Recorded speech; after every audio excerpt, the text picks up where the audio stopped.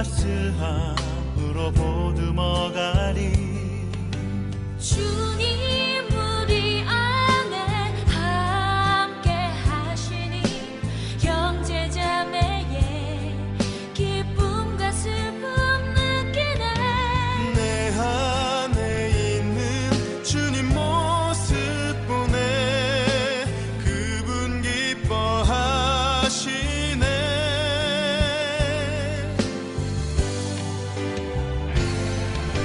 주님 우리를 통해 계획하시니 부족한 입술로 찬양하게 하시니. 주님 우리를 통해 계획하시니 너를 통해 하시길 기대해.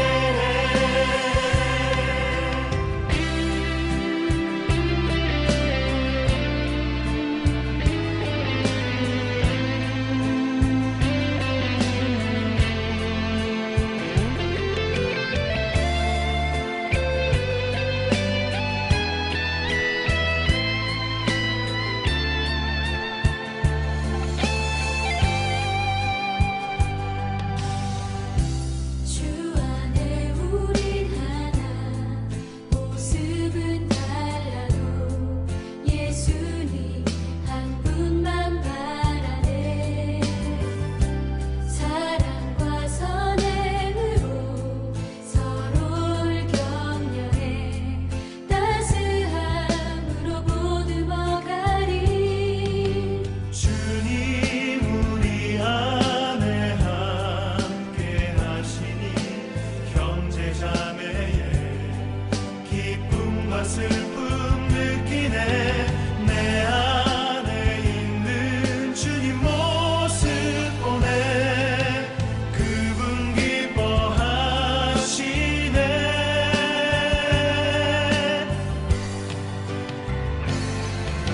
주님 우리를 통해 계획하시니 부족한 입술로 찬양하게 하시니.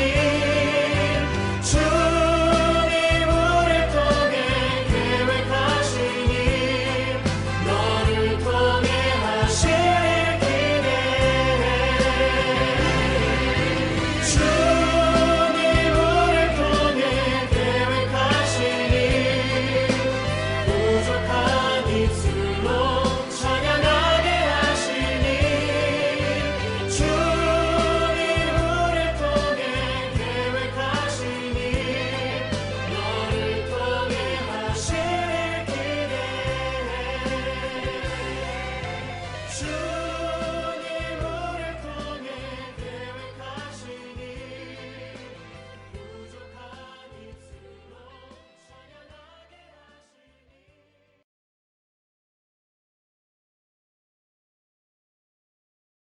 지난주부터 바울의 복음을 증거하고 있습니다. 오늘 로마서 5장 3절로 5절의 말씀을 함께 묵상할 때 복음에 감춰진 하나님의 능력을 경험하시는 은혜가 있으시길 주님의 이름으로 축원합니다. 함께 로마서 5장 3절로 5절의 말씀을 봉독합니다. 그뿐만 아니라 우리는 환난을 자랑합니다. 우리가 알기로 환난은 인내력을 낳고 인내력은 단련된 인격을 낳고 단련된 인격은 희망을 낳는 줄을 알고 있기 때문입니다. 이 희망은 우리를 실망시키지 않습니다. 하나님께서 우리에게 주신 성령을 통하여 그의 사랑을 우리 마음속에 부어주셨기 때문입니다. 아멘.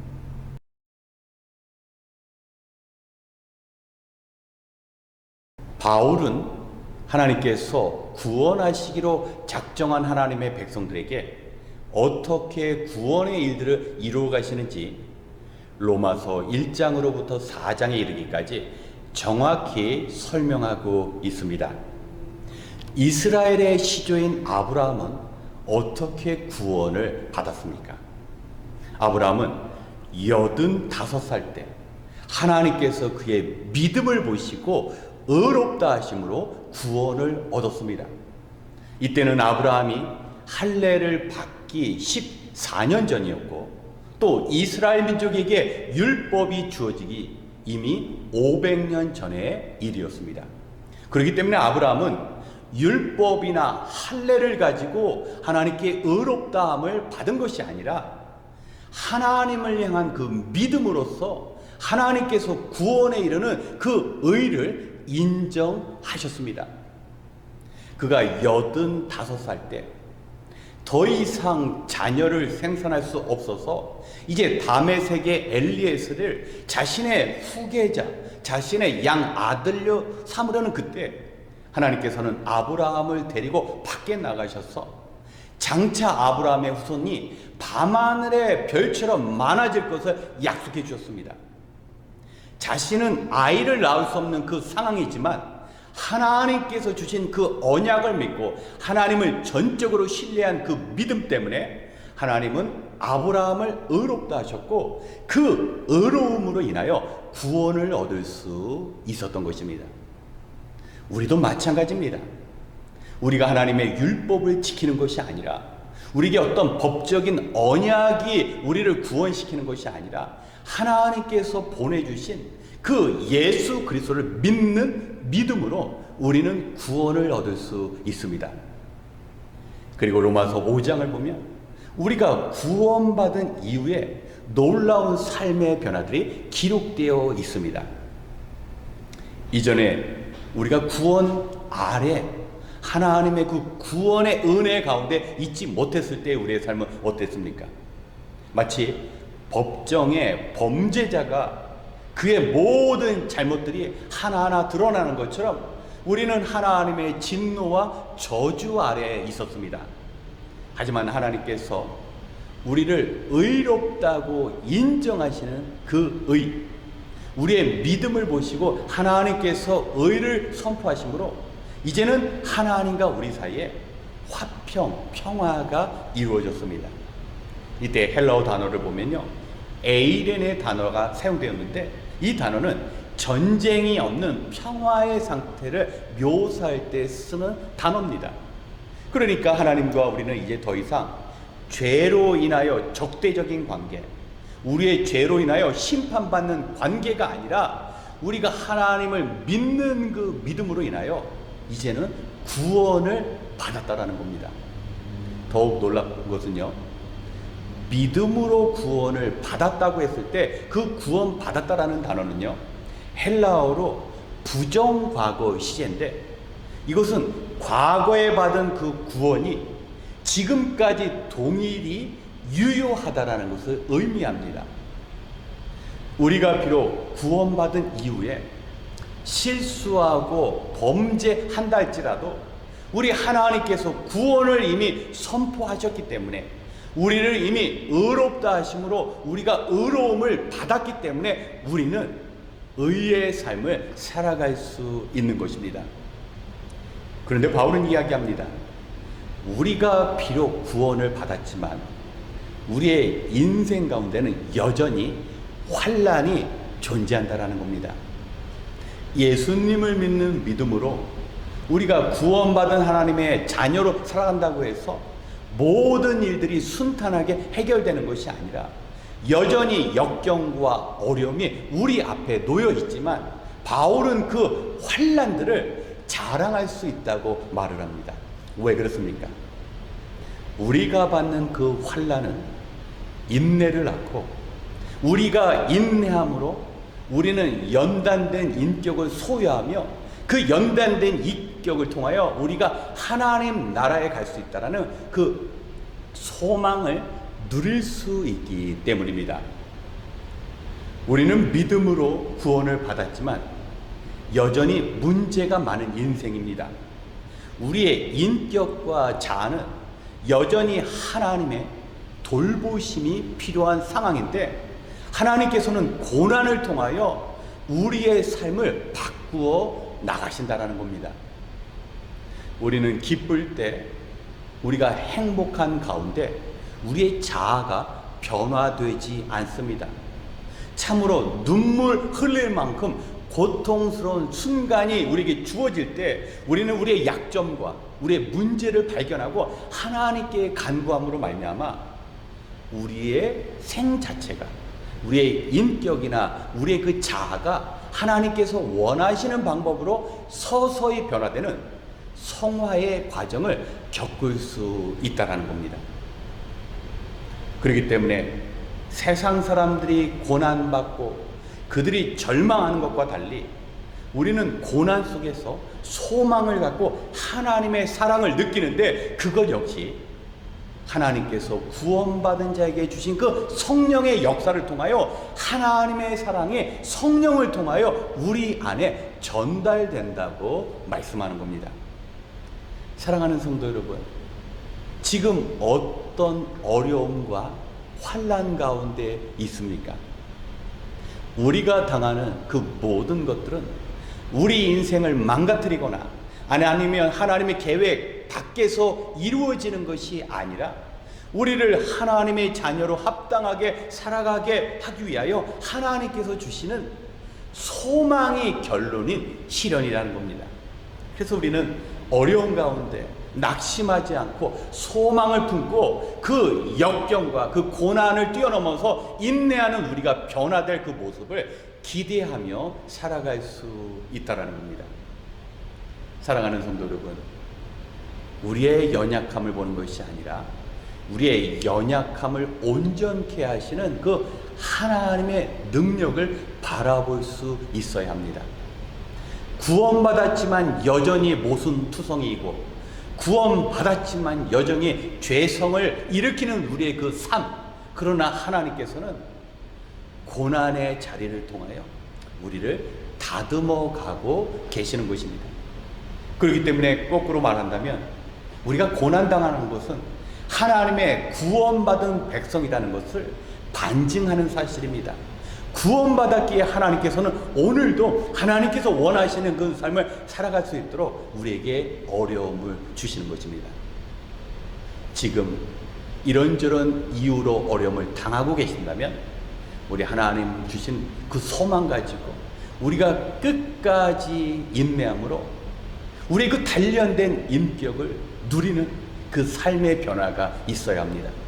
절망하고 주저앉는 것이 아니라 하나님의 자녀이기에 우리가 마땅히 당하는 이 고난이 우리에게는 자랑거리며 우리에게는 소망이 되는 것입니다.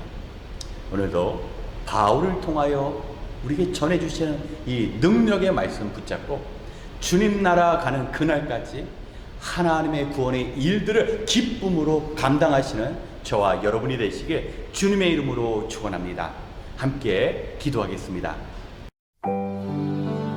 사랑이 많으신 하나님, 이제 본격적으로 시작된 무더위 가운데서도 우리를 기도의 자리로 인도하여 주시니 감사합니다. 지금도 하나님께서는 뜨거운 태양볕으로 들의 과일과 곡식을 익게 하시며 하나님의 시간표대로 천하 만물을 운행하고 계시는 줄 믿습니다. 하나님, 우리가 제 아무리 열심히 살아간다 할지라도 하나님의 보호하심이 없다면 모든 것이 헛된 것임을 고백합니다. 행여나 우리의 노력이 하나님의 도우심에 앞서지 않게 하시고 하나님을 경외하는 지혜의 삶을 살게 허락하여 주시옵소서. 이제 한마음 같은 기도 제목으로 기도하기 원합니다. 주의 말씀 붙잡고 간절히 기도할 때 복음 안에 감춰진 하나님의 능력과 하나님의 신실하심이 응답으로 나타날 수 있도록 주님 인도하여 주시옵소서. 늘 주님의 부르심에 순종함으로 하나님의 뜻을 이루어 나갈 수 있도록 능력을 허락하여 주시옵소서. 바라옵기는 오늘 주신 말씀과 같이 우리를 구원하신 능력의 복음 붙잡고 하나님을 향한 소망 가운데 살아가는 인생 될 수 있도록 주님 믿음의 믿음을 허락하여 주시옵소서. 모든 것을 감사드리며 언제나 선한 것을 주시는 예수 그리스도의 이름으로 기도드렸습니다. 아멘. 이 시간 먼저 우리의 인내의 삶을 위하여 기도하겠습니다. 구원받은 하나님의 자녀에게는 늘 기쁨과 즐거움만 있는 것이 아니라 환난과 고난도 동반됩니다. 하지만 우리는 고난 없는 영광만을 원할 때가 많습니다. 금강석이 뜨거운 풀무불에서 순금으로 새롭게 변화되는 것처럼 하나님의 자녀 역시 각종 시험을 통하여 성화의 길을 걸어가게 되는 것입니다. 그래서 우리는 고난 가운데 인내가 필요합니다. 이 시간 어떠한 고난의 자리가 우리를 기다린다 할지라도 하나님의 그 신실하심을 의지하여 믿음으로 맡은 일에 충성하며 주님 닮은 성화의 삶을 살아갈 수 있도록 함께 기도하겠습니다.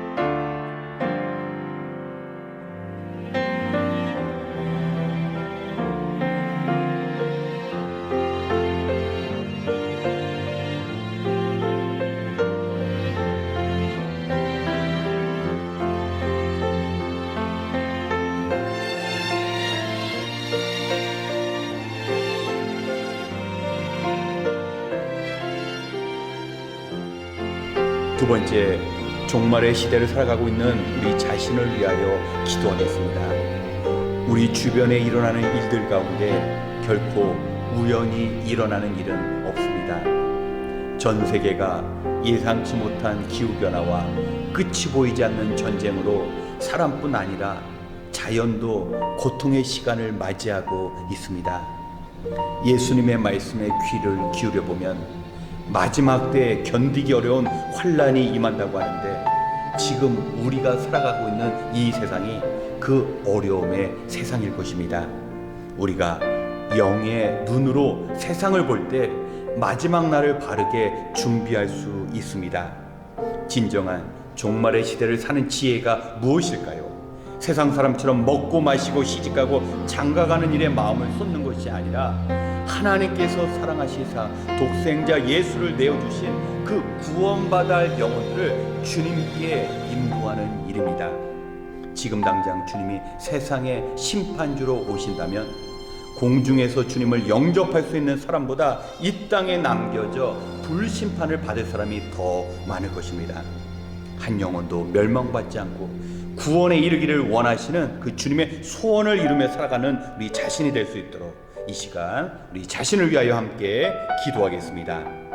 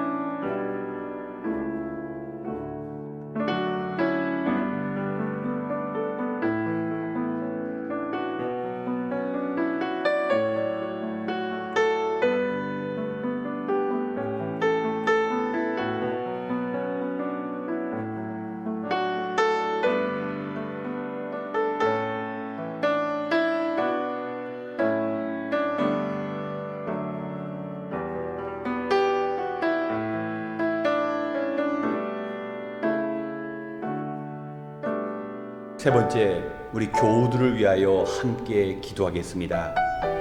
우리가 주님의 도우심을 간절히 바라는 것처럼 우리의 도움이 필요하는 곳에 도움을 베풀 수 있는 믿음의 삶이 필요합니다.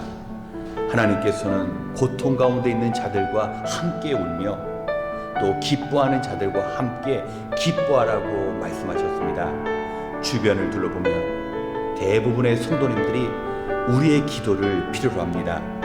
육체의 고통으로 인하여 주님의 치료가 필요하신 성도님, 아직 구원받지 못한 가족에 대한 안타까움으로 살아가는 성도님, 또한 불경기로 인하여 경제적으로 어려움을 겪는 성도님들도 있습니다.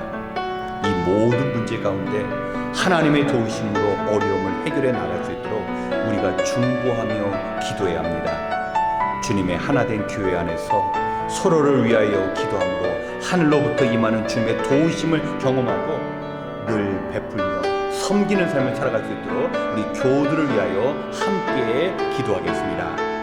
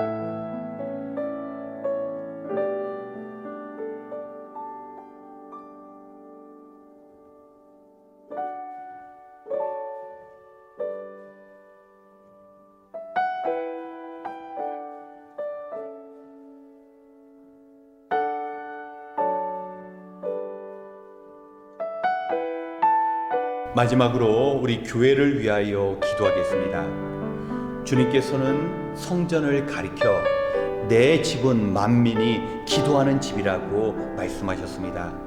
그렇기에 주님의 교회는 기도하는 곳이 되어야 합니다. 월요일부터 매일 새벽 5시 30분에 새벽 기도회로 함께 모이고 있습니다. 수요일에는 흩어져 함께 말씀 듣고 기도하며 목요일에는 중보기도로 모이고 있습니다. 요즘 무더위 가운데 기도하는 일이 어려울 수 있지만 우리 성도님들이 열심으로 참여하고 있습니다. 특별히 이번 주일에는 느헤미야 기도회로 모입니다. 이 모든 기도의 시간을 통하여 교회를 구원의 터전으로 삼고 하나님의 영광의 날을 기대할 수 있을 것입니다. 이 시간 주님의 가르침처럼 온 성도가 한 마음으로 합심하여 기도하는 교회, 주신 사명 감당하는 능력 있는 교회가 될 수 있도록 함께 기도하고 이어 개인 기도 시간을 갖겠습니다. 기도하겠습니다.